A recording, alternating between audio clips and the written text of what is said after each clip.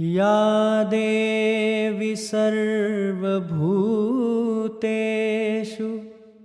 स्कन्दमातारूपेण संस्थिता नमस्तस्यै नमस्तस्यै नमस्तस्यै नमो नमः। ॐ अग्नेय सुपथाराय अस्मान् विश्वानि देववयुनानि विद्वान् युयोधस्मज्जुहुराणवेनो भूयिष्ठान्ते नम उक्तिं विधेम। ॐ नमोऽस्तु गुरवे तस्मै गायत्री रूपिणे सदा यस्य वागमृतं हन्ति विषं संसार संधिकम्। तो हम माँ को एक आश्वासन देते हैं, हृदय से लगा लो या आंचल हटा लो, मगर भक्ति माँ हम करते रहेंगे। इस गीत को सुनिए पहले। हृदय से लगा लो या चल हटा लो, हृदय से लगा लो या चल हटा लो, मगर भक्ति माँ तेरी करते रहेंगे। हृदय से लगा लो या चल हटा लो, मगर भक्ति माँ तेरी करते रहेंगे। हृदय से लगा लो या चल हटा लो।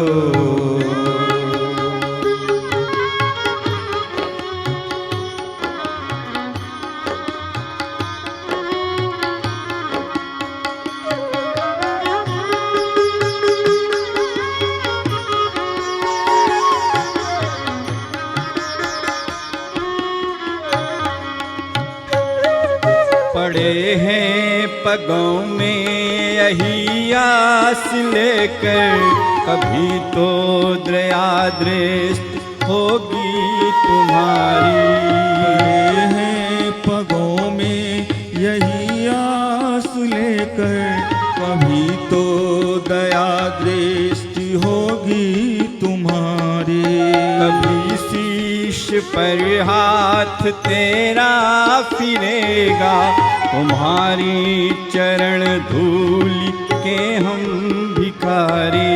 कभी शीश पर हाथ तेरा फिरेगा, तुम्हारी चरण धूल के हम भिखारी। मगर मंत्र जप तेरा करते रहेंगे, हमें चाहे तारो कभी ना उबारो। हमें चाहे तारो कभी ना उबारो, मगर मंत्र जप तेरा करते रहेंगे। हृदय से लगा लो या चल हटा लो।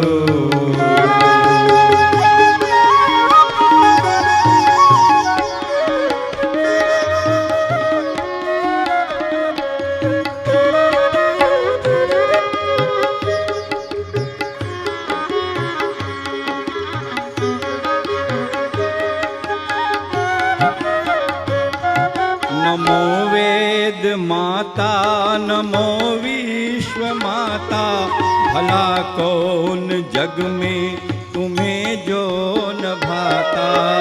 नमो वेद माता नमो विश्व माता, भला कौन जग में तुम्हें जो न भाता।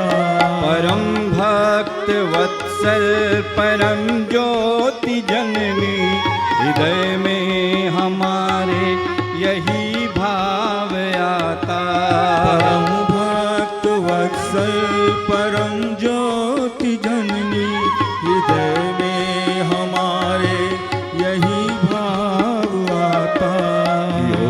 होकर रहेंगे कभी तो तुम्हारे, कि होकर रहेंगे कभी तो तुम्हारे, कभी तो तुम्ही में माँ खोकर रहेंगे। इधर से लगा लो या चल हटा लो।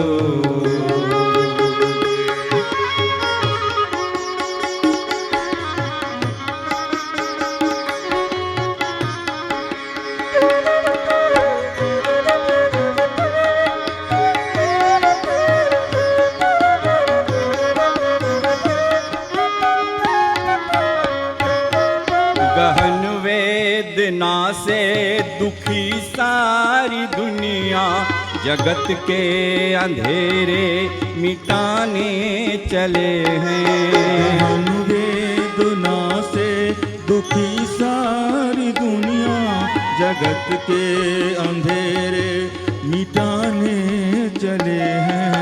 तुम्हारी कृपा की किरण के सहारे अमित ज्ञान दीपक जलाने चले हैं। तुम्हारी कृपा की किरण के सहारे अमित ज्ञान दीपक जलाने चले हैं। अगर मिल गया माँ तुम्हारा सहारा, अगर मिल गया माँ तुम्हारा सहारा, तो सचमुच ये व्रत पूर्ण करके रहेंगे।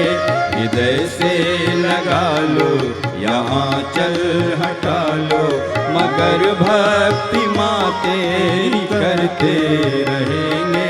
हृदय से लगा लो यहाँ चल हटा लो, मगर भक्ति माँ तेरी करते रहेंगे। मगर भक्ति माँ तेरी करते रहेंगे, मगर भक्ति माँ तेरी करते रहेंगे। हृदय से लगा लो यहाँ चल हटा लो।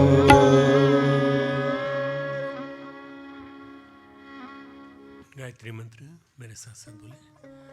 ओम भूर्भुवः स्वः तत्सवितुर्वरेण्यं भर्गो देवस्य धीमहि धियो यो नः प्रचोदयात्।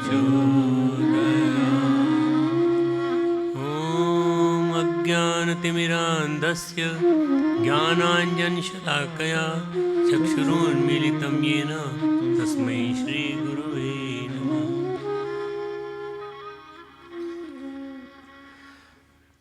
परम पूज्य गुरुदेव परमवंदनीय माता जी की सूक्ष्म उपस्थिति में यहाँ बैठे सभी हमारे यूनिवर्सिटी के छात्र छात्राओं, हमारे आमंत्रित अतिथिगण, हमारे अध्यापक अध्यापिकाएं और सभी उपस्थित व्यक्ति। आज 5वां साधना दिवस है, नवरात्रि के 9 रात्रियों में से 5वीं। मर्यादा पुरुषोत्तम प्रभु श्री राम की अवतार कथा हम आपको बता रहे हैं। मैं पार्वती की जिज्ञासा पर भगवान शिव का समाधान सुना रहा हूँ। मैं आपको बताता हूँ विविध कल्प में श्री राम के अवतार किस रूप में हुए, ऐसी क्या घटना घटी, ऐसा क्या घटनाक्रम घटित हुआ जिसमें कि भगवान श्री राम को आना पड़ा। तो जैसा जी पहले कह चुके हैं कि पहले इस क्रम में बता चुके हैं, इदम इत्थम कहीं जा ही न सोई। इतना ही है ऐसा नहीं है, बहुत है जिसको डिटेल में बताया नहीं जा सकता। बहुत सारे कार्य, बहुत सारे कारण, बहुत सारी चीज़ें उपस्थित होती हैं। भगवान के एक जन्म का कारण, हरि के नारायण का अवतार का एक कारण बताते हुए भगवान शिव पार्षदों से कहते हैं, नारद श्राप दीन एक बारा, कल्प एक तेह लागे अवतारा, गिरिजा चकित भई सुनि बानी, नारद विष्णु भगत पुनि ज्ञानी। एक कल्प में भगवान का अवतार हुआ नारायण रूप में, और नारद ने उनको श्राप दिया। पार्वती चौंकी, नारद ने श्राप दे दिया, क्यों दे दिया? अपने आराध्य को। तो माता पार्वती कहती हैं, गिरिजा मतलब होता है गिरि यानी पर्वत, और जा यानी जन्म, जिनका जन्म पर्वत से हुआ। तो पर्वत से जन्म लेने के कारण गिरिजा पर्वतमुखी बनी, पर्वतपुत्री बनी पार्वती। गिरिजा चकित भई सुनि बानी, नारद विष्णु भगत मुनि ज्ञानी। पार्वती सुन के चकित हो गई वो कहने लगी वो तो विष्णु भक्त हैं ज्ञानी। आखिर उन्होंने क्यों श्राप दिया? कारण कवन श्राप मुनि दीन दीनी का अपराध रमापति की नहीं। नारद जी जहाँ जिस लोक में पहुँचते हैं वहाँ पर भगवान की स्तुति गाते हैं। ये लक्ष्मीपति ने ऐसा क्या कर डाला कि नारद जी ने उनको श्राप दे दिया? बाद में कुछ समझ में नहीं आती भगवान। यह प्रसंग मोहि कहऊ मुरारी मुनि मन मोह आचरज भारी। ये बात मुझे ज़रूर बताइए, डिटेल में बताइए। ये कथा सुनने के लिए बहुत उत्सुक हूँ, आप ज़रूर मुझे कथा सुनाइए। ये कथा सुनने योग्य है। मुनि मन मोह, नारद जी के मन में मोह, बड़ा आश्चर्य है। नारद जी बड़े ज्ञानी हैं, बड़े गुणवान हैं, बहुत लोगों को मोह से बचाया है और उनको मोह व्याप्त हो गया। ऐसा कैसे हुआ? हरि माया कर अमित प्रभावा विपुल बार जही मोह ने चावा। प्रभु की मोह रूपी माया मुझे भी नचा चुकी है गुरु जी, इसमें कोई खास बात नहीं, आप इसका इलाज करा लीजिए। इस प्रसंग में हम थोड़ा नारद जी के बारे में कहते हैं। नारद जी अवतार के कारण बने, नारद जी का श्राप, वो भी कथा कहते हैं। हमने हर धार्मिक सीरियल में, टीवी सीरियल में कहीं ना कहीं नारद जी की उपस्थिति देखी है।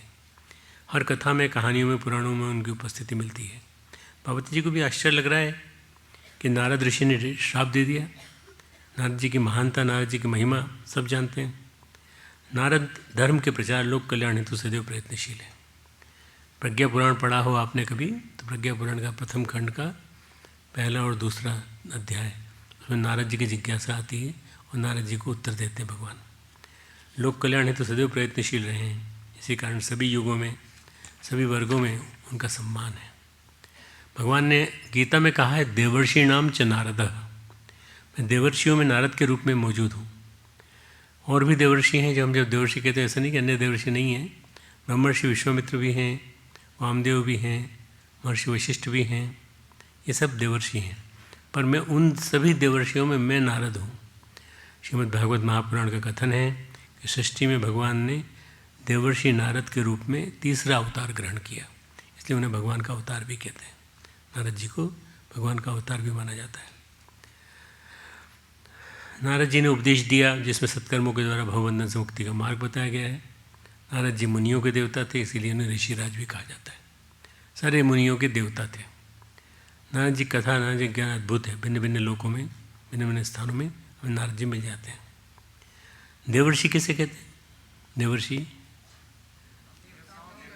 देवताओं के गुरु, देवताओं के ऋषि, भूत वर्तमान भविष्य तीनों कालों के ज्ञाता, सत्यभाषी, स्वयं का साक्षात्कार करके स्वयं में संबद्ध, कठोर तपस्या से लोक विख्यात, गर्भावस्था में ही अज्ञान रूपी अंधकार का नष्ट हो जाने से इनका ज्ञान का प्रकाश हो चुका है।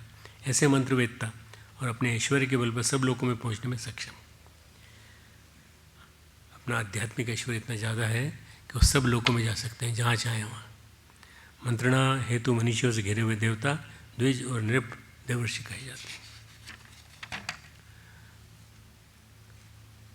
धर्म के पुत्र नर एवं नारायण, क्रतु के पुत्र बालकिल्यगण, पुलह के पुत्र करदम, पुलस के पुत्र कुबेर, प्रत्युष के पुत्र अचल, कश्यप के पुत्र नारद। जो उनका एंटेसिडेंट्स अपन तलाशें, ये कहाँ से आए नारद जी? कश्यप के पुत्र।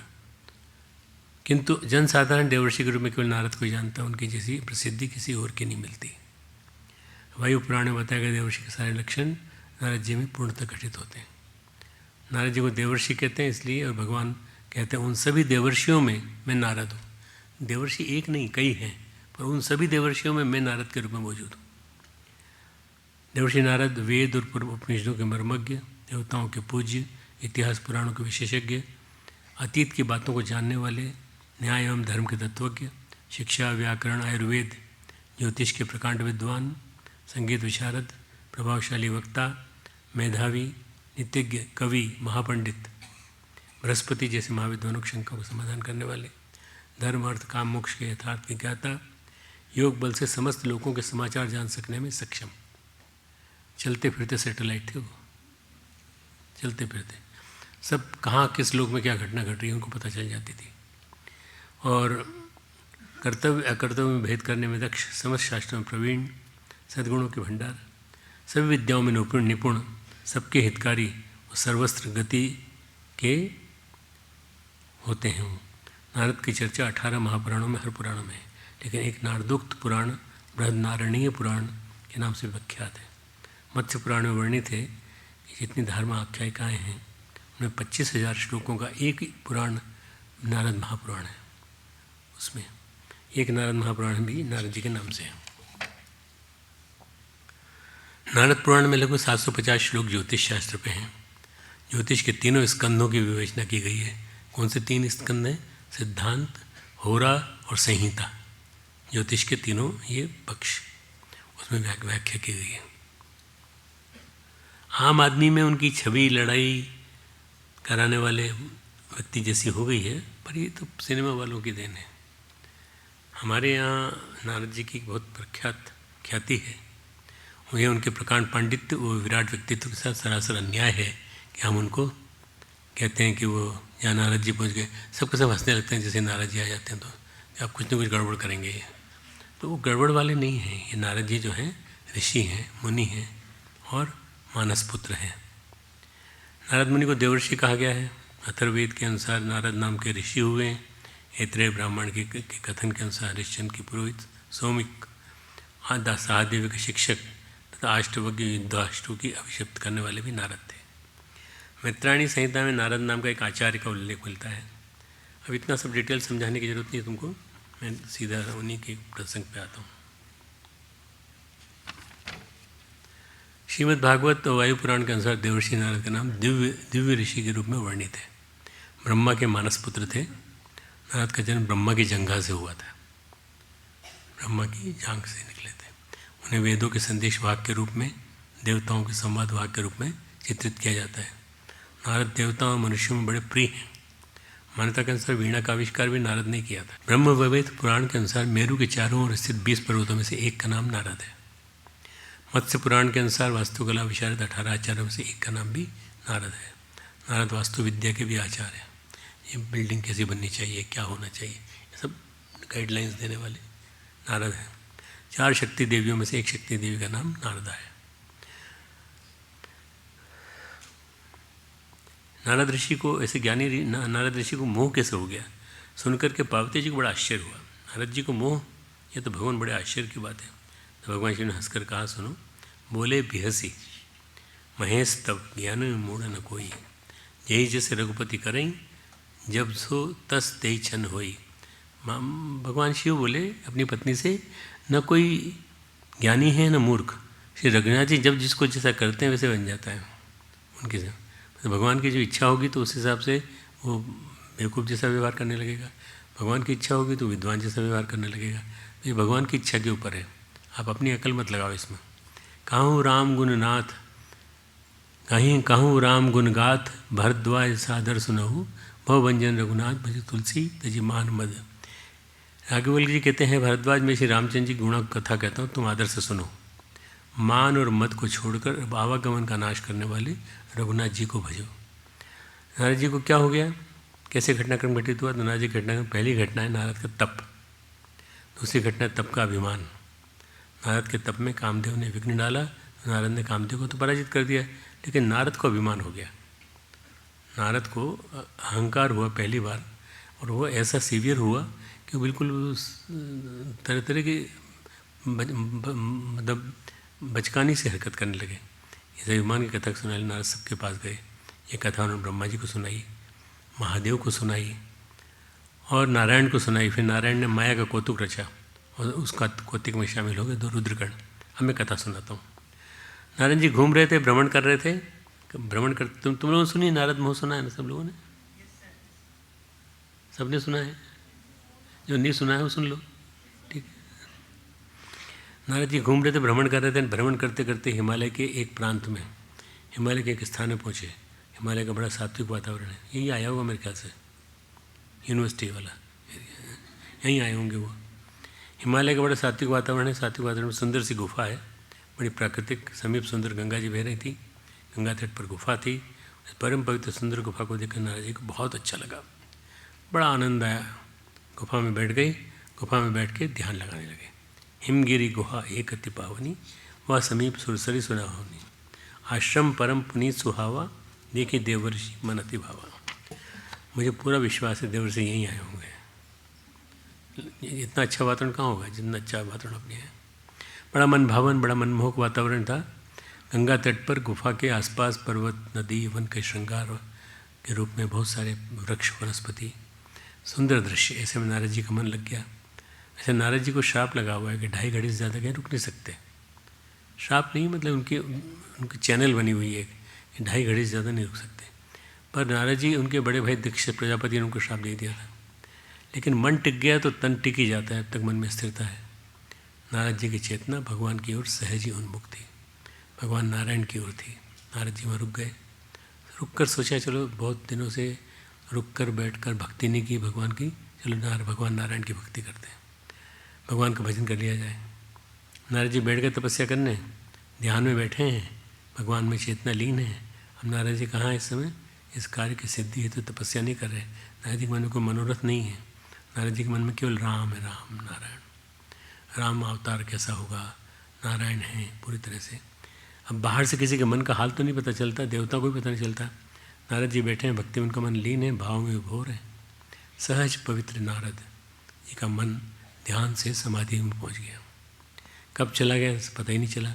अब नारद जी बहुत दिनों तक नहीं पहुँचे देवलोक, तो वहाँ सब परेशान। भाई जब आते थे तो समाचार मिलता था, न्यूज़पेपर नहीं आया तो अपने कितना बुरा लगता है। ये न्यूज़ मीडिया को लेके जाने वाले नारद जी, तो उन्होंने कहा देखो ये देवलोक में भ्रमण करते रहते हैं, नानक जी कहते हैं, गुरु नानक जी, जगत में सब स्वार्थ की रीत, अपने ही सुख सो सम लागे, क्या दारा क्या मीत। अपनी पत्नी की और क्या अपना मित्र, कुछ भी हो पर सबके स्वार्थ की रीत है, सब इसको जानना चाहते हैं। देवता भी स्वार्थी है। नारद जी के बारे में देवताओं में से इंद्र ने पूछा, भाई नारद जी आजकल दिखाई नहीं दे रहे बहुत दिनों से। देवता बोले नारद जी तपस्या कर रहे हैं, ये तो दिखाई देता है, लेकिन क्यों लग गया ही नहीं दिखाई देता। नारद जी की तपस्या को देख करके उनके मन में क्वेश्चन उठता है, सुनी गति देगी सुरेश डराना, काम ही बोली कीन सन्माना। मुनि की गति को देख करके, नारद जी की तपस्या को देख करके इंद्र को डर लगा। इंद्र को सबसे पहले डर लगता है जब कोई तप करता है तो। इंद्र बड़ा डरपोक प्राणी बताया गया है। कामदेव को बुलाया। एक बड़ी विचित्र बात है, एक काम वासना और एक काम भावना मनुष्य के जीवन में व्याप्त होती रहती है, व्याप्ति रहती है। काम वासना है कि उसकी वासना में दृष्टि से देख करके उसको पाने की कोशिश करना। नारद की जो भाव दिशा देखी, समाधि देखी, उससे इंद्र डरे और डर कर कामदेव से कहा, भाई नारद की तपस्या भंग करो किसी तरह से, कैसे भी। अब गोस्वामी जी कहते हैं इंद्र का डर मिथ्या था, कि नारद जी कुछ लेना देना ही था उनकी इस तपस्या में। तो इंद्र का दूर तक स्थान ही नहीं था, न इंद्र का पद चाहते थे वो। ये तो उनकी तपश्चर्या, उनकी साधना, भक्त और भगवान के बीच संवाद था। लेकिन कहते हैं कि संसार में जो भी लोभी और कामी होते हैं वो कौवे की तरह डरते रहते हैं सबसे, स्पेशली नेताजी, पॉलिटिशियंस और कुछ न कुछ पद पाने वाले, पाने की चाहना रखने वाले, इच्छा रखने वाले व्यक्ति। जैसे कोई मूर्ख कुत्ता सिंह को देख करके अपनी सूखी हड्डी को लेकर भागे, मालूम नहीं शेर मांग लेगा तो शेर हट लेगा, हत्यागा तो। अरे कुत्ते को सूखी हड्डी सिंह का क्या काम है, वह सिंह चाहेगा तो किसी को मार के खा लेगा। वैसे ही इंद्र को डर लगा कि नारद जी कहीं मेरा राज्य न छीन ले। तब देख करके इंद्र को डर लगा, उसने भेजा कामदेव को। अब कामदेव ने अपने प्रिय मित्र वसंत को याद किया। कामदेव का सबसे प्यारा दोस्त है वसंत, जब बुलाता है तो आ जाता है, पूरी ऋतु में बदल देता है, वृक्ष वनस्पति फूल सब पूरे आने लगते हैं, बढ़िया। उसने रति को याद किया, अपनी पत्नी को, अपनी सेना को याद किया। जो भी काम दृष्टि संभव हुआ आश्रम के आसपास होने लगी, यहीं पर। कामदेव उस आश्रम में गया, अपने माया से वसंत ऋतु को उत्पन्न किया। वसंत ऋतु कैसे अद्भुत दृश्य उत्पन्न हो गया, महान मनमोहक दृश्य। अंतर्मन को बाहर खींच ले, अंतर्मुखी मन को बाहर खींच ले, ऐसा मन, ऐसा दृश्य। वृक्षों में रंग के फूल खिल गए, उन पर कोयले बोलने लगी, भंवरे गुंजार करने लगे। वहाँ पर क्या हो गया, कामाग्नि को भड़काने वाली 3 प्रकार की हवाएं चलने लगी, शीतल, सुंदर और मनोहर। रंभा आदि जो सबके काम कला में निपुण थीं, बहुत प्रकार के तानों की तरंग के साथ गाने लगी, हाथ में गेंद लेकर नाना प्रकार के खेल खेलने लगी। ये दृश्य तुमने सीरियल्स में देखा होगा अक्सर, कामदेव अपने इन सहायकों को देख के बहुत प्रसन्न हुआ। सब कुछ हुआ, सारी कलाएं चली, लेकिन नारद जी तो भगवान की शरणागति में थे, भगवान की शरण में थे। उस समय लिखते हैं काम कला कछु मुनि ही न व्यापी। इस काम कला का मुनि के ऊपर प्रभाव नहीं पड़ा। निज भय डरे मनोभव पापी। अब अपने ही से काम वाला जो था, काम का देवता, वो अपनी हरकतों से डरने लगा। सीम की चाँप सकऊ वो सुतासु, बड़ रखवा रमापति जासु। जिसकी रखवाले खुद रक्षक भगवान हों, उनके मर्यादा को, उनकी सीमा को कौन कर सकता है प्रभावित। कामदेव डरा, अभी तक कामदेव डरा नहीं था, डरा रहा था। अब कामदेव डरा। कोई तुम्हें डरा रहा है, तुम न डरो तो डरने लगता है। कोई तुम्हें परेशान करे, तुम परेशान न हो तो परेशान होने लगता है। अद्भुत रीति संसार की। या कोई तुम्हें परेशान कर रहा है, कोई तुम्हें चिढ़ा रहा है, तुम न चिढ़ो तो चिढ़ने लगता है। नारद जी को कामदेव डराने गया था, नारद जी भक्ति कर रहे थे, लेकिन नारद जी के न डरने पर कामदेव का डरा, और डरा हुआ कामदेव अपने मन में हार मान करके नारद मुनि कहीं श्राप न दे दें, उनके चरणों में गिर पड़ा कामदेव तो डरा, और नारद जी का मन लीन था भगवान में। नारद जी को समझ में नहीं आया कामदेव क्यों क्षमा मांग रहे हैं, हमने तो कुछ नहीं कहा उससे। नारद जी के मन में कुछ क्रोध नहीं आया, अच्छी अच्छी बातें कहीं कामदेव से, उसको कहा जाओ। उनकी आज्ञा पा करके कामदेव चला गया। देवों की सभा में उसने मुनि की अच्छाई और अपनी करतूत सब कही। मैंने देवर्षि नारद को हमारे इंद्र देवता जो हैं उनके सलाह पर मैंने डगमग करने की कोशिश की, पर उन्हें डगमगाए। सब देवों को मन में आश्चर्य हुआ। उन्होंने मुनि की बड़ाई करी और श्री हरि को, भगवान नारायण को और उनके दूत को, नारद जी को सिर नवाया। अब ये यहाँ से ख्याति चालू होती है नारद जी की, और यहाँ से नारद जी का मोह चालू होता है। यहाँ तक चला तो कथा चली ठीक। नारद जी तब पर भक्ति कर रहे थे, तब तक कोई दिक्कत नहीं है। चारों नारद जी की जय जयकार होने लगी। तब नारद जी को लगा हम भी कुछ हैं, हमारी भी हस्ती है। हमारे जीवन में हम कैसे कुछ अच्छा लिखते हैं, कुछ बोलते हैं, कुछ अच्छे कर्म करते हैं, तो कोई सिनेमा बनाने वाला है, उसके द्वारा एक अच्छी फिल्म बन गई। कोई किताब लिखने वाला है, उसने हमारे ऊपर एक सुंदर सी किताब लिख दी। जब कोई किताब लिखी जाती है, कृतित्व किया जाता है, तो अहंकार दूर खड़ा देखता रहता है, कब तक इनके मन में अहंकार नहीं आएगा। जैसे अहंकार आएगा मैं जाके अटैक करूँगा। जब कोई काम करते हो, जैसे परीक्षा प्रश्न पत्र लिखते पूरी अपनी तैयारी की है, उस समय आपके मन में थोड़ा भय होता है, थोड़ा तनाव होता है, थोड़ा शंका, संशय, मतलब मन बड़ा विचलित, मन को आप समेटे रहते हो। और जब उसके अच्छे परिणाम आते हैं तब आपको अहंकार होता है। देखो और लोग तो नहीं लिख पाए, पर हमने लिख दिया। निबंध इतना बढ़िया आया था, पर हमने लिख दिया। क्यों? क्योंकि हमारे पास क्वालिटी है। जब आपने विश्वविद्यालय में प्रथम स्थान प्राप्त किया तो लोगों की प्रशंसा, वाहवाही, मेडल मिलते हैं, आपको लगता है हम भी कुछ हैं। अब दूर खड़ा अहंकार जो आपकी तैयारी में पास आने की कोशिश कर रहा था, वो आपके पास आ जाता है। जब आप लिख रहे थे तब तो नहीं आया था, पर जब वो नहीं था और जब सफलता मिली, अभिमान ने आकर अपनी मोहर ठोंकी, ये सब मेरे कारण हुआ है, तुम्हारे कारण नहीं। बस ये किया है मैंने चमत्कार। हमने आपका कोई सहयोग नहीं किया था, कोई ने आपका साथ नहीं दिया था। उस समय आपका डरा हुआ मन भगवान से प्रार्थना कर रहा था, मंदिर में प्रसाद चढ़ाऊँगा, बहुत सारी चीज़ें थी, लेकिन जैसी सफलता मिली, सारे प्रयत्न, सारी मेहनत दर के आया अहंकार है। ये देखो मैंने किया, मैंने मेरे को जानते हो, मैंने किया। वो सबको ये सुनाता है मैंने किया, मैंने, या मैं की धुन रट लग जाती है। नारद जी के भी जब देवलोक में, ऋषियों के समाज में, मुनियों के समाज में, देवों के समाज में चर्चा होने लगी, तो उन्होंने चारों प्रशंसा छाने लगी। तो प्रशंसा के सुर नारद जी के अंदर भी पहुँचे। कुछ नहीं, यहाँ तक कह डाला, भाई कामदेव तो शिव जी के पास भी गया था, लेकिन शिव जी ने तो उसको जला के भस्म कर दिया। अरे काम नहीं हुआ तो क्रोध हुआ। नारद जी को तो न काम हुआ और न क्रोध हुआ। कितनी गजब की बात है। नारद जी ने कहा इसका मतलब है कि हम शिव जी से कुछ बड़े हैं। हाँ शायद सोचने लगे अपने बारे में, जो शिव जी नहीं कर पाए वो हमने कर लिया, बड़ा आश्चर्य। अब जैसे हम कहीं जाते हैं, वो कहते हैं कि वहाँ क्या बात कर रहे थे तुम लोग, तो हमारे बारे में बड़े लोगों में प्रशंसा चल रही थी। लोग बड़ी आपकी प्रशंसा कर रहे थे। प्रशंसा सुन करके मन गाता नहीं है, मन को तृप्ति नहीं होती है। निंदा तो छोड़ो, बेकार की बातें, फालतू के आदमी, उनको कुछ पता नहीं चलता। निंदा की बात सुनको कड़वी लगती है, लेकिन जब प्रशंसा की बात करते हैं, हाँ हाँ सुनाओ क्या कह रहा था, क्या कह रहा था, वो क्या कह रहा था, जब प्रशंसा होती है। और बताओ क्या कह रहे थे, फिर हम बड़े रस ले लेके सुनते हैं।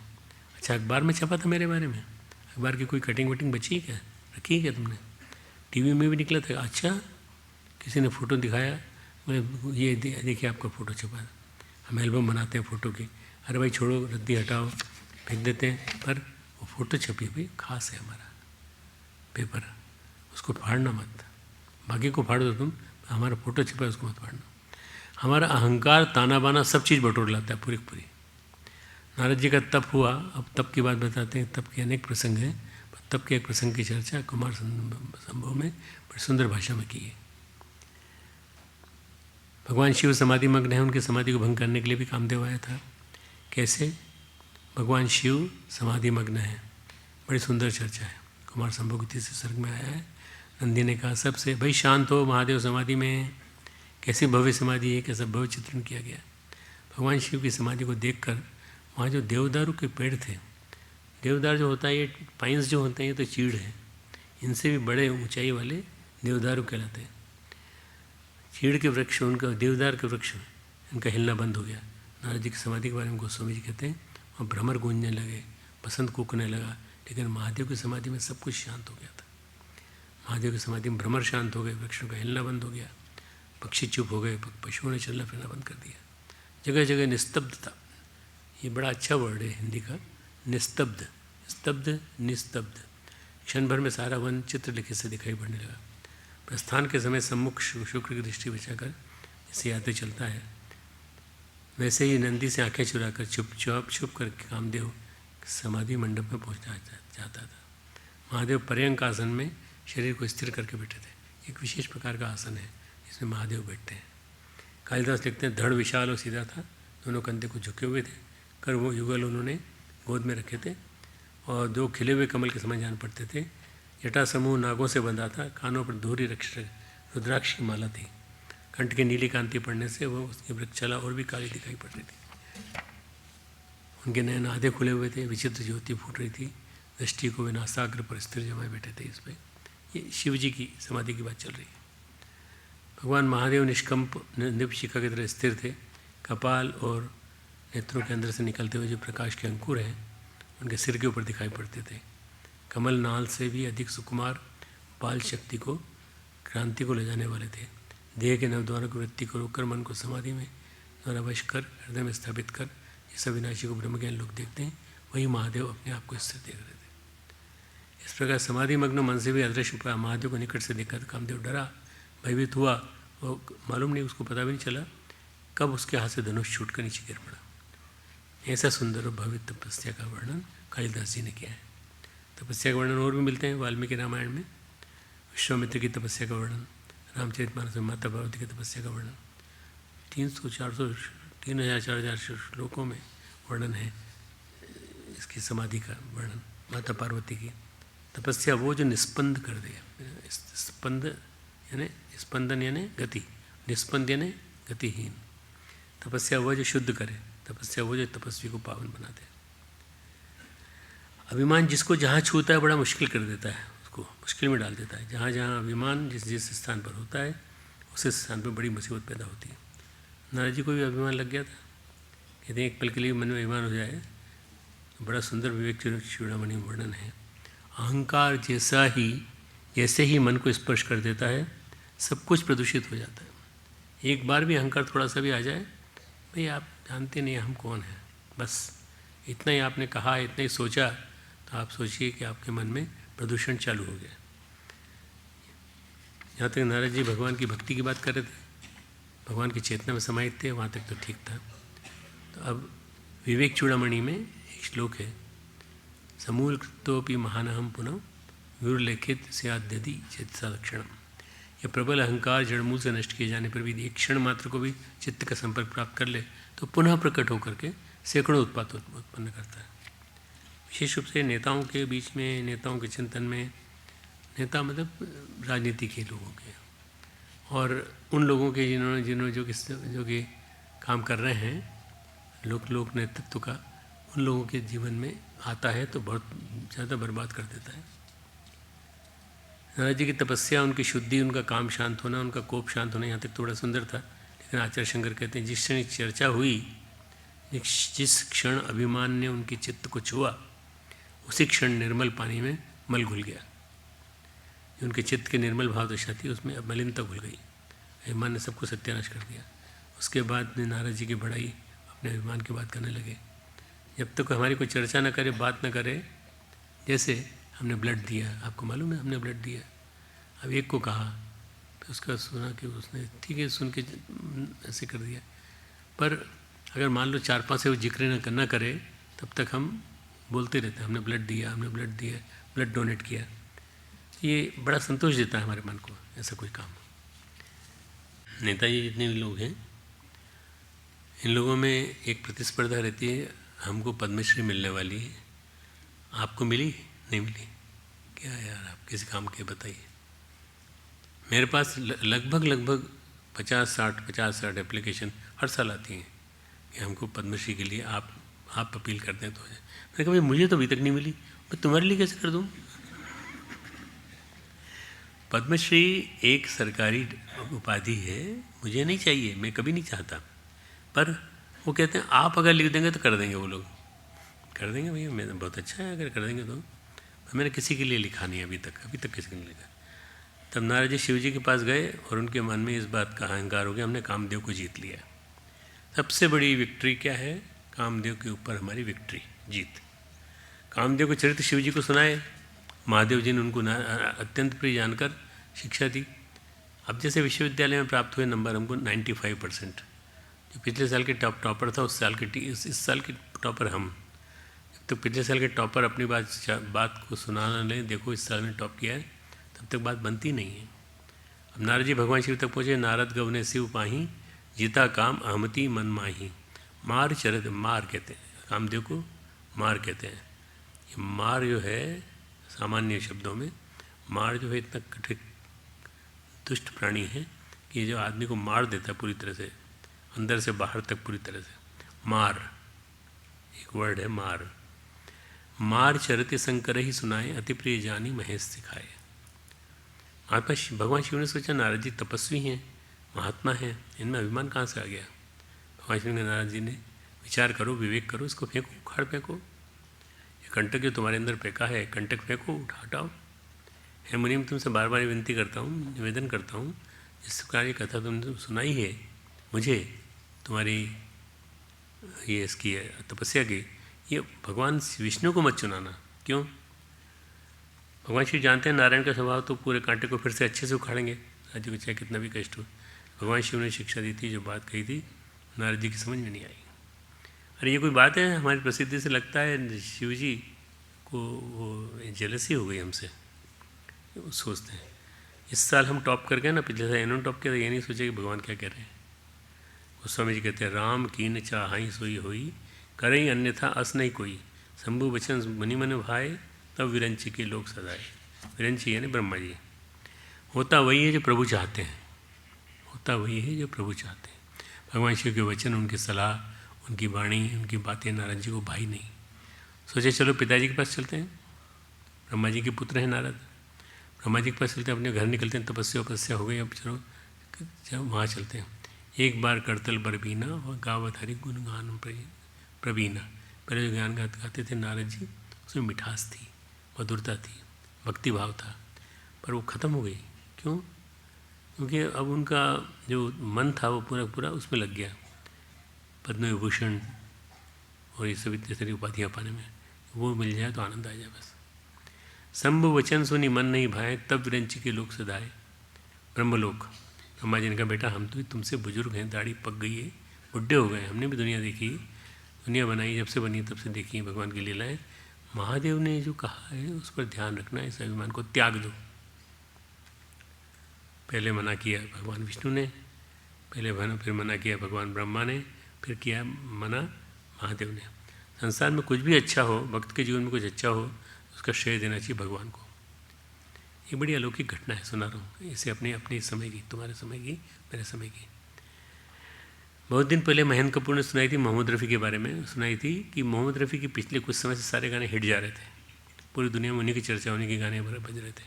तब महेंद्र कपूर ने मोहम्मद रफ़ी से कहा, रफ़ी साहब इस समय तो आप ही छाए हुए हैं, बात भी सही है, आपके बराबर किसी के गले से उस स्वर निकलते नहीं हैं, तो तो चर्चाएं तो बहुत सारी चल रही थी। रफ़ी साहब ने जब सुना तो उन्होंने कहा, अरे ना ना ना ना भैया, ऐसा मत कहो, सब परवरदिगार की मेहरबानी है, और ध्यान से सुनो। ये जो मेरा गला है उसके बारे में उन्होंने कथा सुनाई। बचपन में हम पंजाब के जिस गांव में रहते थे वहाँ एक फ़कीर रहता था। सब लोग फ़कीर के पीछे भागते थे। फ़कीर गाना गाता हुआ जाता था। फ़कीर ने बचपन वाले मोहम्मद रफ़ी को दुआ दी, तेरा गाने में बहुत मन लगता है, तो गाने में बड़ा नाम कमाएगा। भगवान पर अपना यकीन मत छोड़ना, परवरदिगार पे भरोसा रखना, ज़िंदगी में जो कुछ मिले उसे खुदा की मेहरबानी मानना, और कभी उस पर अहंकार मत करना। जैसे महेंद्र कपूर ने सुना है कि रफ़ी साहब आपकी चर्चा हो रही सब जगह, तो ना ना ये मत करो, ऐसी बातें मत करो, हवाएं सुनती हैं, चर्चा करो तो खुदा की मेहरबानी करो। और देखो मेरा गला है ना, किसी फ़कीर की दुआओं की नेमत है। ये नेमत जो है इसलिए मिली है कि हमने उनका आशीर्वाद पाया, उन्होंने हमारे लिए प्रार्थना की। एक नस फट जाए मान लो गले की, तो कितना गा पाएंगे हम? नहीं गा पाएंगे, हम बंद हो जाएंगे हम। इसलिए जो हो रहा है उसको कानों में उंगली दो, तो ऐसी बातें मत करो। आज तुमने ऐसी बात कही, हम लोग को भगवान से माफ़ी मांगना चाहिए। तो महेंद्र कपूर लेके गए अपने इबादत स्थल पे, वहाँ जाके उन्होंने माफ़ी मांगी कि हमारे मन में गलती से भी कभी कोई ऐसी बात ना आए कि हम बहुत अच्छा गाते हैं। देखो ये पर प्रसंग ऐसा है, इससे पता चलता है कि कितना विनम्र था वो व्यक्ति जिसने गीत सुनाए हमको। महेंद्र कपूर कहते हैं रफ़ी साहब अपना मत्था रगड़ने लगे, सजदा करने लगे और नमाज पढ़ने लगे कि हे प्रभु मुझे क्षमा करना, मेरे अभिमान को मुझसे दूर रखना। ये होती भक्ति जो हमारे जीवन में जब घटित होती है तो हम समझते हैं कि अभिमान नहीं होना चाहिए। गाना तो बड़ी अच्छी बात है, गाया तो हमने भी। गुरुओं की कृपा, फ़कीर की दुआ, बेटा जो मिले उसे भगवान की मेहरबानी मानना। तो ये गुरुदेव की कृपा है कि ये लोग गा लेते हैं अच्छी तरह से। अपना नहीं, ये तो गुरु का दरबार है, गुरु का गीत है, गुरु का संगीत है, तो गुरु का संगीत गाते हैं बस। नारद जी को भगवान शिव ने ऐसे ही समझाया, जो मिला है उसे नारायण की करुणा समझो, लेकिन यह मत समझो तुम कर गुजरे हो। यही बात ब्रह्मा जी ने भी सिखाई, नारद जी को समझ में नहीं आई। आचार्य शंकर कहते हैं चित्त में अहंकार का स्पर्श सारी पवित्रता को भंग कर देता है। आचार्य शंकर कहते हैं कि अहंकार का स्पर्श होते ही सारी पवित्रता भंग हो जाती है। क्षीर सिंधु गवने मुनिनाथा, जहाँ बस श्रीनिवास सोती माता, हर्षि मिले वे उठी रमा निकेता, बैठे आसन ऋषि समेता, बोले बेहसी चराचर राया, बहुते दिनन किन सुनी दया। ब्रह्मलोक से नारद जी गए क्षीर सागर। अब देखिए पहुँच गए सीधे, अपने टारगेट उनका क्या था, हम विष्णु जी को सुनाएंगे। नारद जी के मन में अहंकार का कील गड़ गया था, कांटा गड़ गया था। भगवान तो पूरी चिकित्सा करते हैं, पूरी कैथारसिस, अधूरी नहीं पूरी। जब तक तो कांटा निकाल नहीं रहे पूरी तरह से तब तक वो मानते नहीं हैं। कुरेदने भर की देर थी, जैसे नारायण ने से कुरेदा थोड़ा सा, नारद जी तो भरे हुए थे, जैसे कुरेदा कुरेदते नारद जी ने विस्तार से बताया कैसे तपस्या कर रहे थे, कैसे मन हमारा निष्कंप हुआ, निर्द्वंद हुआ, कैसे समाधि में कितनी दिव्य अनुभूतियों में विचरण कर रहे थे। तब तक फिर आया ये कामदेव, बदमाश कामदेव, और आगे मेरा ध्यान तो नहीं था प्रभु पर। मैं जब देखा अप्सराओं का नृत्य और कब संगीत बजा मुझे तो पता नहीं चला, मैं तो प्रभु के अलौकिक आनंद में लीन था। उस समय कहते हैं महाशिव भगवान जी ने मना किया था, लेकिन जो रामचरित सुनाने के आदि हैं आज वो नारद कामचरित सुनाने लगे। जो रामचरित सुनाने के आदि हैं वो कामचरित सुनाने लगे। ये कामदेव ने क्या किया, जैसे ही यह अहम प्रचंड अहम चित्त को स्पर्श करता है सब घोटाला हो जाता है, सब गड़बड़ हो जाता है। कहते हैं जिन नारद की जुबान से, जिन नारद के पवित्र जिन्ना से नारायण नारायण निकलता था। ये माया हर समय कभी न कभी किसी के मन में मोह उत्पन्न करती रहती है। तब नारद जी के मुँह से नारायण सुनने के आदि भगवान नारद कामचरित बड़ा के सुनाने लगे। कौन अप्सरा कैसे नृत्य कर रही थी तो स्टाइल बताते हैं पूरी, ऐसे डांस कर रही थी, ऐसे डांस कर रही थी। हे भगवान ये क्या हो गया नारायण जी, नारद जी तुम तो समाधि में थे, तुम्हें क्या मालूम। बोले मुझे कामदेव ने बताया। रूख बदन करी बचन मृदु, बोले श्री भगवान तुमरे सुमिरन ते मिटई, मोह मार मदमान। मोह मार यानी यही अपना प्रहार करने वाला, मदमान। अरे नारद जी आपका प्रभाव ही कुछ ऐसा है। भगवान ने नारद जी के अहंकार को और बढ़ाया, और आपका प्रभाव ही ऐसा है कि आपके प्रभाव से सब कुछ चलता है। आपके सामने भला काम की क्या भी साथ। अरे मुनि सुनिए, मोह तो उसके मन में होता है जिसके हाथ में ज्ञान वैराग्य नहीं होता। आप तो ब्रह्मचर्य व्रत में तत्पर बड़े धीर बुद्धि हैं, निरंतर तपश्चर्या कही है आपने। भला आपको कामदेव सता सकता है? अब देखो, यहाँ भगवान ने ज्ञान की बात कही, वैराग्य की बात कही, क्योंकि नारद जी प्रसिद्ध भक्ति के लिए भक्ति की बात नहीं की।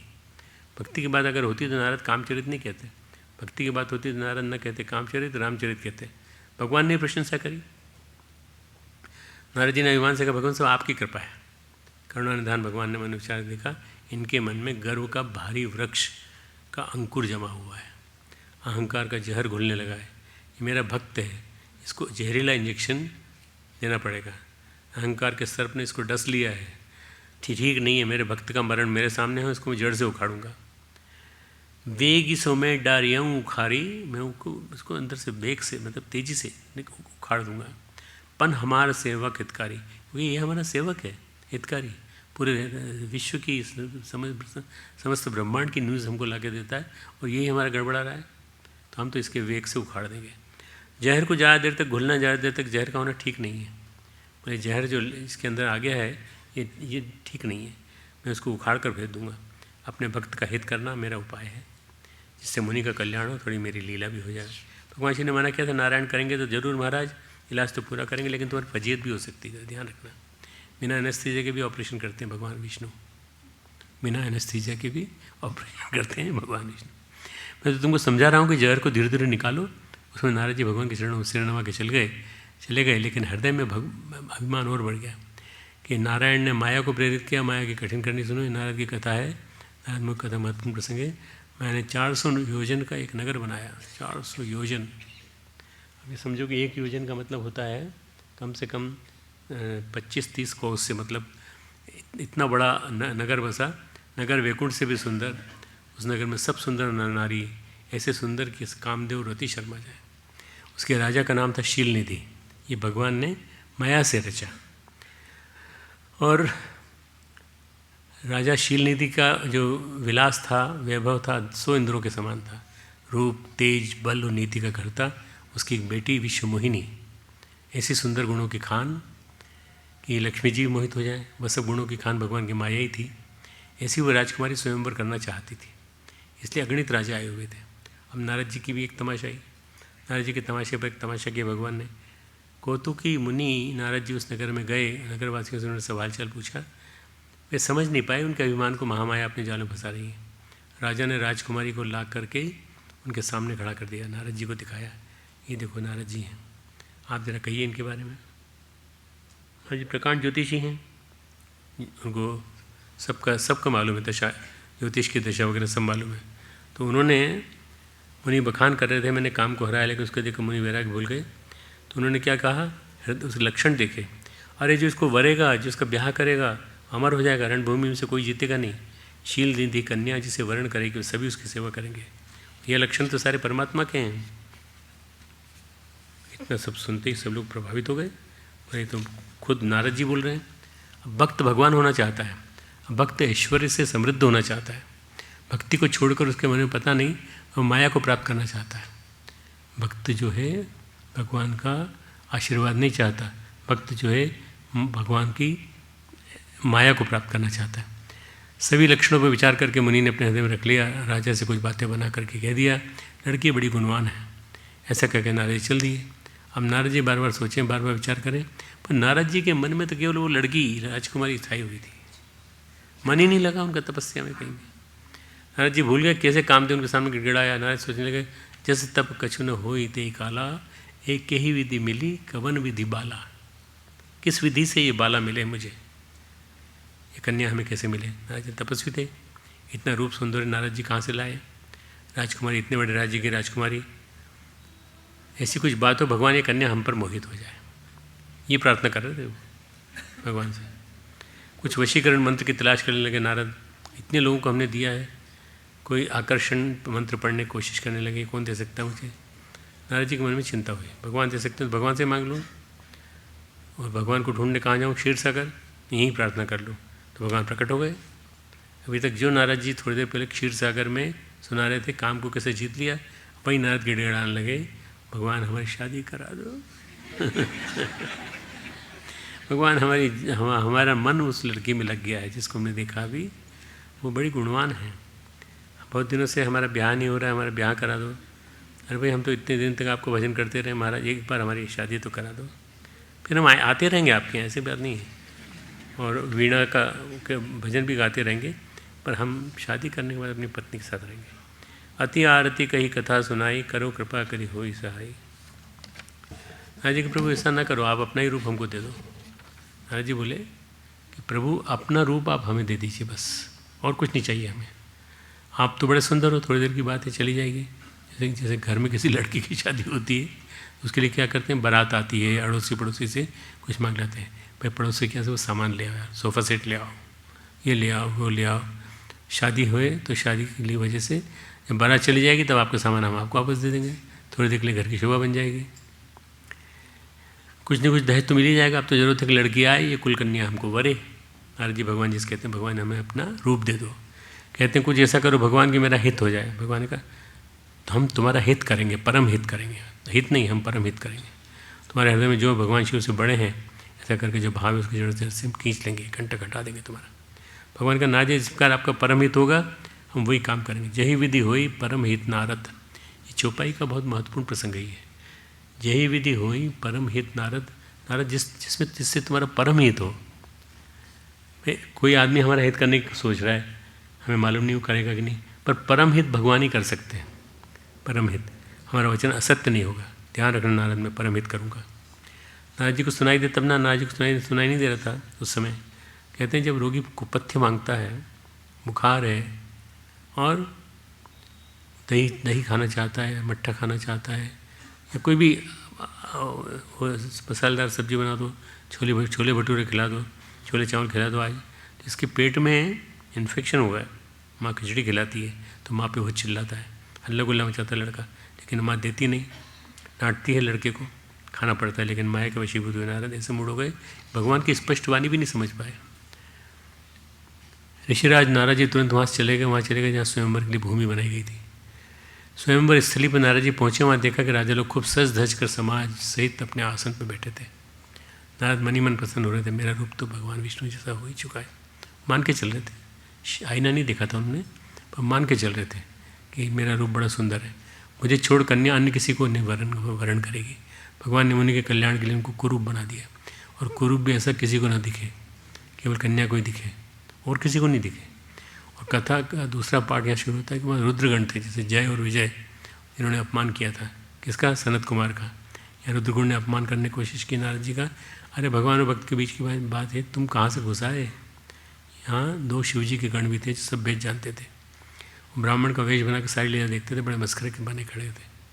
गोस्वामी जी कहते हैं परम कोतिकी तेऊ, बड़े कोतिकी है ना, मस्खरा करने वाले, बड़े मस्खरे थे। रुद्रगण बड़ा मजाक करते फिरते थे। नारद जी अपने हृदय में रूप का बड़ा अभिमान लेकर जिस जगह आएगा जाके बैठे, शिव जी गण भी उनके आसपास बैठ गए, एक तरफ ये एक तरफ ये, और मजाक करते जाएँ और बार बार उनकी तारीफ़ करें। ब्राह्मण के भेष में होने के कारण उनको कोई पहचान नहीं पा रहा था, भांति भांति के व्यंग्य सुना रहे थे। अरे भाई भगवान नारायण को क्या रूप दिया है, क्या शक्ल दी है, क्या शोभा दी है। राजकुमारी देखना, जैसे इनको देखेगी वैसे रीच कर इनमें वरमाला डाल देगी। ये बातें आपस में कर रहे हैं। नारद मुनि तो अहंकार के नशे में थे, उनको तो कुछ समझ नहीं आ रहा था। वो उनको श्राप देने की स्थिति में भी नहीं थे और न कहने की स्थिति में थे। अरे हाँ भाई आने तो दो राजकुमारी को। रुद्रगण हंस रहे थे, मुनि उनकी अटपटी बातें सुन तो रहे थे, लेकिन हमारी प्रशंसा कर रहे हैं। विशेष चरित्र को किन्ने देखा, राजकन्या ने देखा, अरे ये बंदर क्यों बैठा है, बड़ा विचित्र और कुरूप बंदर का मुंह, भयंकर शरीर देखते ही कन्या को हुआ क्रोध। कन्या भी माया से आई थी, क्रोध हुआ और जिधर नारद जी बैठे थे वहाँ से हट जाए। वहाँ अपने कमाल जैसे हाथों में वरमाला लिए हुए साथ सब राजाओं को देखते घूमने लगी। जिस वक्त नारद जी अपने घर में फूले बैठे थे उस तरफ भूल के भी नहीं तका उसने, एक बार भी नहीं देखा। नारद मुनि बार बार कसते, बार बार उचकते थे, छटपटाते थे। उनकी दशा देख कर रुद्रगण मुस्कुराते थे। कृपालु भगवान नारायण उसी समय वहाँ आ गए, आकर के बैठे। उस राजकुमारी ने उनके गले में वरमाला डाल दी। दुल्हनी ले गई लक्ष्य निवासा, नृप समाज सब भयो निराशा। मायापति भगवान अपनी माया को लेकर चले गए। मोह के कारण मुनि की बुद्धि भ्रष्ट हो गई थी। राजकुमारी को न देख बहुत विकल हो गए, मानो उनको कुछ खो गया हो। शिवजी के गणों ने मुस्कुरा कर कहा, महाराज जरा अपना चेहरा देख लो। कहाँ? पानी में। फिर डरे कि अरे बाबा के श्राप में दे दें, श्राप दे क्या करेंगे उसका। मुनि ने जल में झाँक कर अपना मुंह देखा, अपना रूप देखा। पहले तो गुस्सा उतरा उनका रुद्रगणों पे, दोनों, ये दोनों, अरे कपटी पापी, तुम दोनों जाके राक्षस हो जाओ, तुम्हारे को मारने के लिए भगवान आएंगे। तुमने हमारी हंसी की, उसको फल चखो। या वो नारद मोह से भगवान के अवतार ले लगा। पहला है रावण और कुंभकर्ण बने ये दोनों के दोनों रुद्रलोक, जिनका भगवान को उद्धार करना था। नारद ने फिर जल में देखा, जब तक उन्हें असली वाला चेहरा नारद वाला प्राप्त हो गया था, गुस्सा कम नहीं हुआ, उनके होंठ फड़क रहे थे पूरी तरह से, मन में क्रोध भरा हुआ था। पहले तो भगवान के पास जाते हैं, भगवान ने नारद जी को देखा, रास्ते में मिल गए मुस्कुराते हुए। भगवान जी मुस्कुरा रहे थे, उनके साथ दो स्त्रियाँ थीं, एक लक्ष्मी जी और एक वो जिस लड़की को शादी करके लाए थे, राजकुमारी को।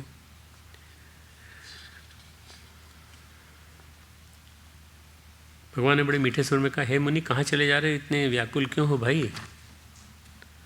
ये छेड़ दिया और उनको, नारद जी को, तुम तो ये सुनाने आए थे कि तुमने कामदेव को जीत रखा है, तो ये शादी के मंडप में काहे को घूम रहे हो? लेकिन नारद जी को उस समय होश नहीं था, उन्होंने क्या कहा था, बड़ा गुस्सा आया, माया के वशीभूत होने का मन में चेत नहीं रहा, बिल्कुल मन में कोई होश नहीं रहा। भगवान पे गुस्सा किया, भगवान को उसने लगे, चिल्लाने लगे, ऐसे चिल्लाने लगे, छोटा बच्चा चलता ना, माँ मिठाई ना दे, खाना ना दे, कुछ परहेज बताए, चिल्लाता है अपनी माँ को, खुद बैठे बैठे खा लेगी पूरी मिठाई, हमको नहीं देगी। जैसे बच्चा करता है वैसे ही वो भी करने लगे। एक किस्सा सुनाते हैं आपको, कमलनयन बजाज अपनी माँ से गुस्सा हुए। ये बजाज फैमिली के शीर्ष लोग थे, जमुनालाल बजाज के छोटे बेटे कमलनयन बजाज। राधा कृष्ण बजाज को उनकी माँ जानकी देवी बजाज ने विनोबा जी के रखा, और कमलनयन बजाज के लिए विनोबा जी से बोली, पापा हम अपने इस बेटे को ब्रह्मचारी बनाना चाहते हैं, भीष्म की तरह। तो माँ के सामने तो कमलनयन जी कुछ कह नहीं सके, बाद में उनसे बोले, बाबा अम्मा ने खुद 13 साल की उम्र में शादी कर ली थी, मेरे को कहती भीष्म बन जाओ। तो मैं क्या करूं बताइए, मेरे को तो आप जीवन जीने दीजिए। कमलनयन, अरे भाई तेरी भी शादी हो गई। कमलनयन बोले, तेरी भी शादी होगी, और तू क्यों परेशान है? बाबा आपने तो शादी नहीं की, इसलिए तो माँ ने कहीं आपको यहाँ नहीं रख दिया, मैं यहाँ आपके यहाँ आऊँगा नहीं। सर कमलनयन बजाज विनोबा जी से झगड़ना करने लगे, अरे भाई तेरी माँ से कह देंगे तेरी शादी ज़रूर होगी, हम भी आएंगे तेरी शादी में। कमलनयन बजाज माँ जानकी देवी को लाना, विनोबा जी को सुनाई कि अपना तो कर ली 13 उम्र की शादी। और इस तरह नारद जी इसी तरह का गुस्सा, जैसे कमलनयन बजाज ने विनोबा पे गुस्सा किया, वो भगवान पे गुस्सा करने लगे। तुम दूसरों की संपदा देख नहीं सकते, तुम्हारी ईर्ष्या और कपट का कोई ठिकाना नहीं है। समुद्र मथे थे, इस समय तुमने शिव जी को पागल कर दिया, उनको विष पीने में मजबूर कर दिया, उनको जहर पिलाया, खुद क्या ले गए उसको, एक सुंदर नारी को ले गए।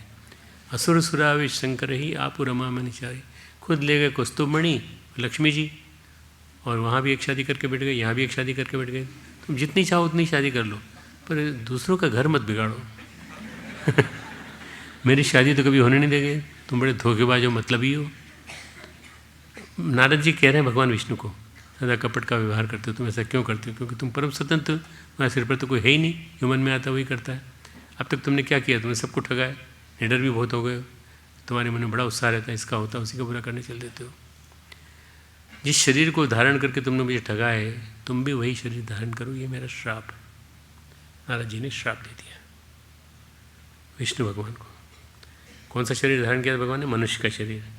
अब बोले धरती पर जाके मनुष्य का शरीर धारण करना, संघर्ष करना, और इस सब के बाद भी तुमको जीवन जो मिलेगा वो इसके बाद ही मिलेगा। नारद जी कहते हैं तुमने हमको बंदर बना दिया, अब बंदर तुम्हारी सहायता करेंगे।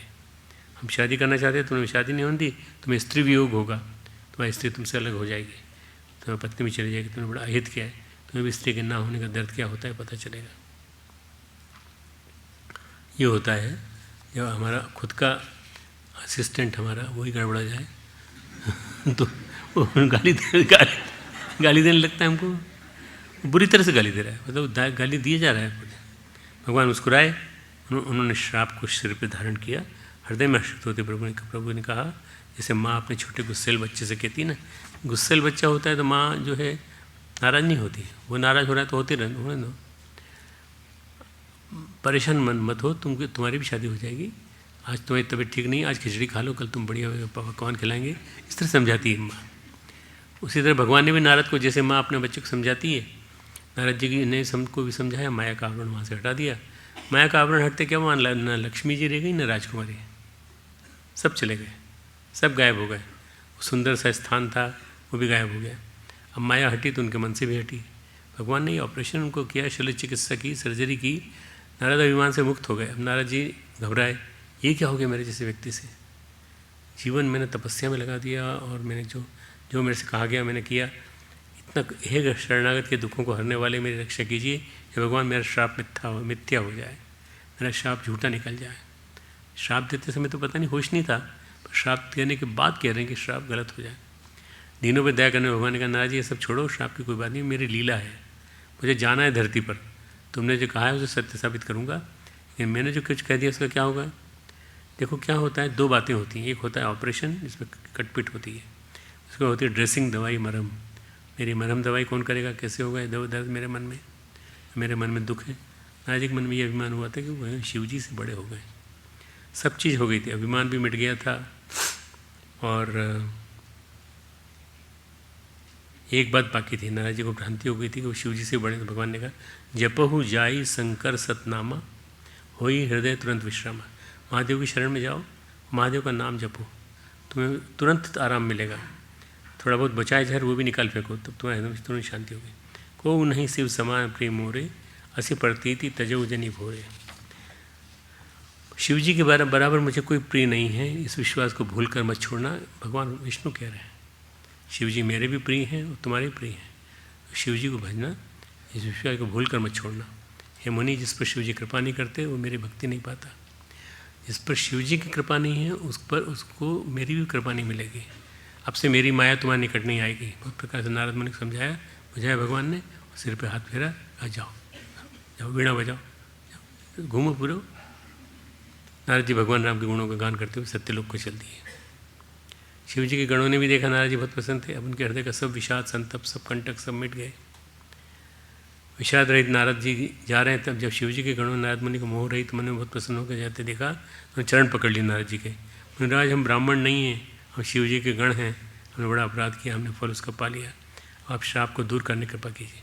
नारद जी ने कहा, कोई बात नहीं, तुम दोनों राक्षस बनोगे, लेकिन तुम्हें महान ऐश्वर्य, तेज और बल की प्राप्ति होगी। कुंभकर्ण और रावण, कितना बल मिलेगा तुमको, तुम अपनी भुजाओं से पूरे विश्व को जीत लोगे। तो भगवान नारायण स्वयं आएंगे, तुमको मारेंगे पूरी तरह से, तुम्हारा सारा वैभव तुमको पता चल जाएगा क्या है। भगवान में नारायण के हाथों, भगवान श्री राम के हाथों तुम्हारी मुक्ति होगी, तुम्हारी मृत्यु होगी। फिर जब तुम मुक्त हो जाओगे तब तुम दोनों काल पाकर समय होने में रावण कुंभकर्ण होंगे, और भगवान ने उनको मुक्त कर दिया। भगवान राम के अवतार की ये कथा इस तरह से हुई। इसका एक प्रसंग है जिसको नारद जी सुनाते हैं, बड़ा सुंदर प्रसंग है। माता सीता के खो जाने के बाद भगवान को विरह युक्त देख कर नारद जी वहाँ आए। अरण्य में भगवान राम बैठे थे, देख कर नारद सोचे, विरहवंत भगवंत ही देखी, नारद मन भा सोच विशेषी, मोर साप करी अंगीकारा, महत राम नाना दुख चारा। मेरे शाप को स्वीकार करके भगवान को बहुत दुख मिल रहे हैं, इसलिए ऐसे भक्तवत्सल प्रभु का दर्शन मुझे करना चाहिए। नारद जी का बड़ा स्वागत सत्कार किया गया। तब नारद जी ने भगवान राम से कहा, प्रभु तब तो मैं विवाह करना चाहता था, लेकिन आपने किस कारण ऐसा किया? प्रभु बोले, प्रश्न विवाह का नहीं था नारद, मोह का था। प्रसंग नारद का विवाह का नहीं है। वो कह रहे हैं कि तुम मोहग्रस्त हो गए थे, वासनाओं के जाल में घिर गए थे तुम। समझ में आया तुमको? फिर बड़ी सुंदर सी चौपाई है, मोरे प्रोड़ तनय सब ज्ञानी, मोरे प्रोड़ तनय सब ज्ञानी, बालक सुत सम दास अमानी। मैं तुमको अपना छोटा बच्चा मानता हूँ, मेरे प्रोड़ भी बच्चे हैं और छोटे भी बच्चे हैं, पर तुमको मैं छोटा बच्चा मानता हूँ, और मैं तुमको सीधा करने की कोशिश की। अनेक जीवात्मा को उद्धार होता है नारद, तुम शोक संशय मत करो, लग जाओ काम पर लग जाओ। भगवान ने लीला को अनेक बार अनेक ढंग से राम रूप धारण किया है। अब अगली बार कल के प्रसंग में भगवान के श्री राम के रूप धारण की चर्चा करेंगे। जो सबसे बढ़िया महत्वपूर्ण प्रसंग है वो ये है कि मोह किसी को भी हो सकता है, नारद जी को भी हो सकता है, किसी को भी हो सकता है। तो हम लोग बचें इससे और किसी भी तरह से परेशान न हो।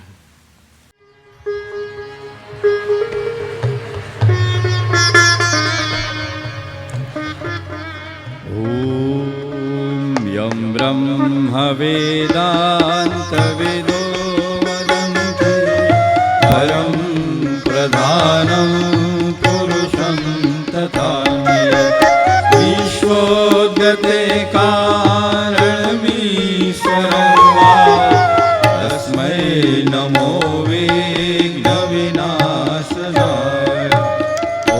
यं ब्रह्मा वरुणेन्द्र रुद्रमरुतः शृण्वन्ति दिव्यैस्तवैः वेदैः साङ्गपदक्रमोपनिषदैः गायन्ति यं सामगाः ध्यानावस्थिततद्गतेन मनसा पश्यन्ति यं योगिनो यस्यां तं न विदुः सुरासुरगणाः देवाय तस्मै नमः देवाय तस्मै नमः।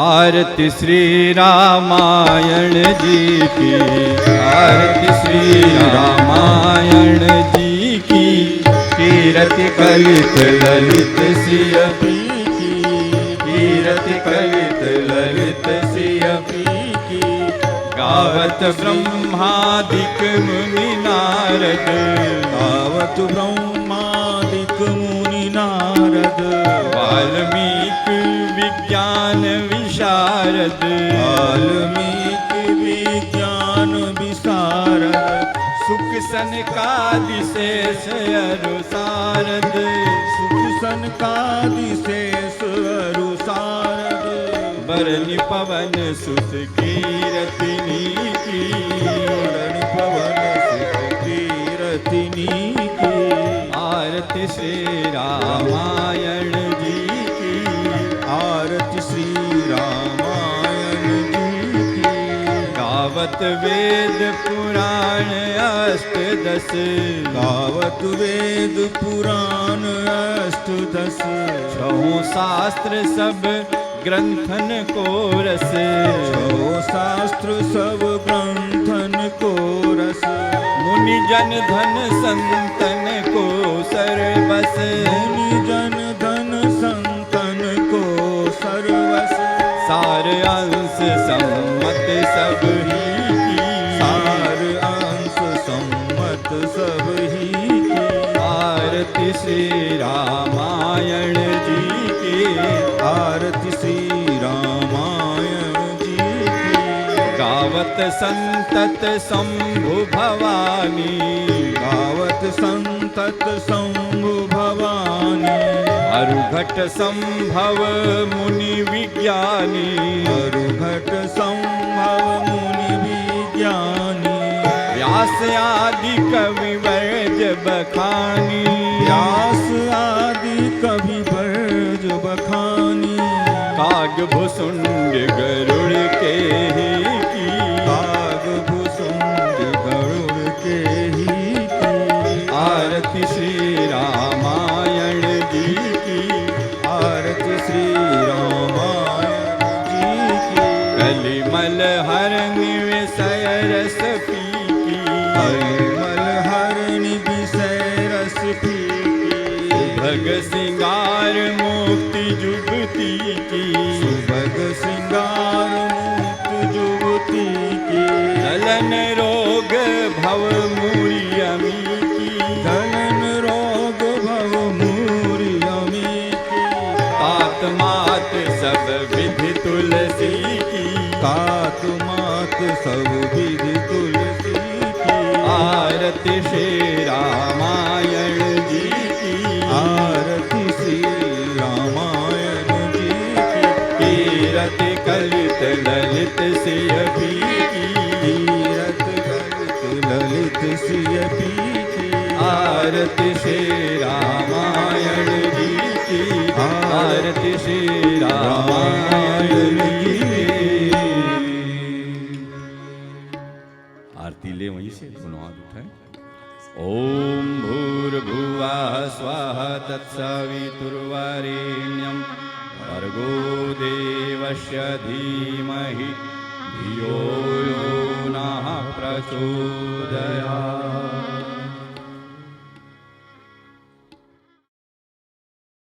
हमारे YouTube चैनल शांति कुंज वीडियो गायत्री परिवार को सब्सक्राइब करें एवं बेल आइकन जरूर दबाएं ताकि गायत्री परिवार की विभिन्न गतिविधियों की जानकारी आपको मिलती रहे।